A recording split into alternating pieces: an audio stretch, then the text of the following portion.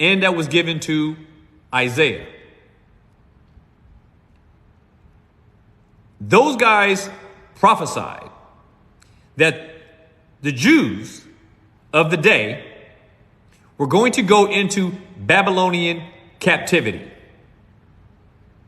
The Babylonian captivity was to last 70 years. 70 years. Those who believe in a 7-year tribulation, they take the 70 weeks of Daniel and they say that there is a gap in between the 69th week and the 70th week. That there's a gap.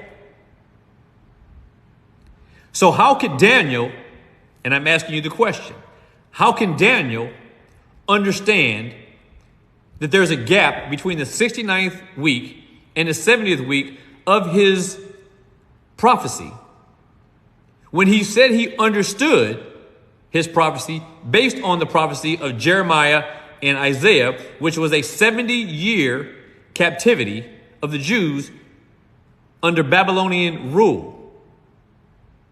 There was no gap between the 69th year and the 70th year of those prophecies. Also, just for a little background, when Belshazzar, the last Babylonian king, Belshazzar had the Jews in captivity.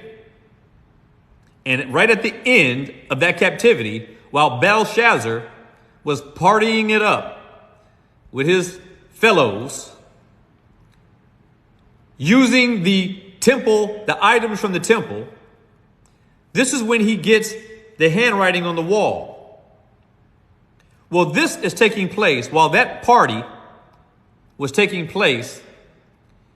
Darius the Mede and Cyrus, the king of Persia, had joined forces and they were besieging Babylon at the very moment when Belshazzar was receiving the handwriting on the wall. When Cyrus and Darius besieged Babylon, they set the Jews free. But not only did they set them free, Cyrus gave them permission to go back to Jerusalem to rebuild the city and the sanctuary. And that happened right on the heels of the 70-year captivity of the Jews in Babylon. So Daniel's prophecy of 70 weeks is an extension of the 70-year Babylonian captivity. Except for that Daniel's prophecy will be 7 times longer than the 70-year Babylonian captivity. 70 years times 7. 490 years. When you read Daniel's 70 weeks, you are talking about 490 years, or 70 sevens,